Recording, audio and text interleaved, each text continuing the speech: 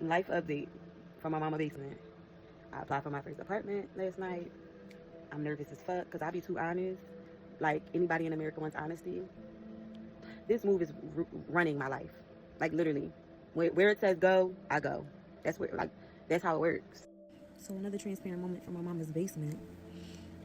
On this journey of restarting my life, and getting out of the strong black womanhood and also survival mode, I really had to just not give up.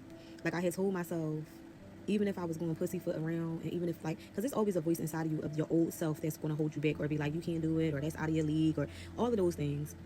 So once my U-Haul boxes shipped, I was like, fuck it. I told my therapist, I can't pussyfoot out of this move if I wanted to, because all my shit is in Georgia already.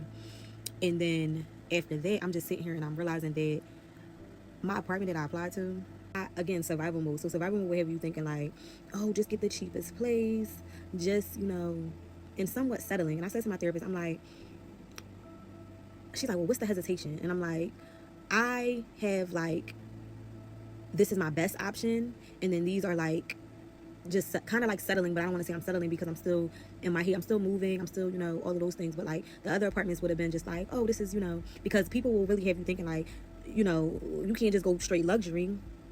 And it's I just bet on myself and I just was like, you know what, fuck it. I'm going to apply to the fanciest place first and see what happens. But I also had to realize in this real rebuilding phase, for the people who did know me in my relationship, I feel like at the end of my relationship, when I first got in my relationship, it was we was on the same page, and it was oh, this single mom lives this fancy, nice life. I have to live up to our standards. We gonna do this, we gonna do that. We still travel, we still was doing all of the things, right? But it got to be to a point where I don't know if him and his family was having side conversations, but it was kind of my lifestyle was too much. So I started to think that, or I started to draw back, maybe I shouldn't be doing this, maybe I shouldn't be doing that. And as I get back to the live out loud and the me that I know I deserve, after leaving a 5-year relationship and investing in what I thought was going to be forever, it's no, you've been that girl, get back to being that girl.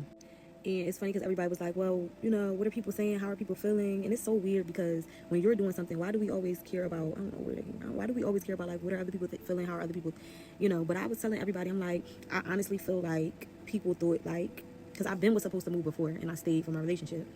And I think people felt and feel even my mom neighbor was like, oh, you move back home? Yeah, till next week. Stop fucking playing with me. But I just never thought that I would have to I didn't think my 30s would look this way.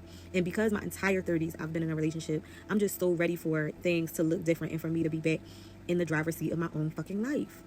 So come with me on this journey because it's going to be a fucking journey.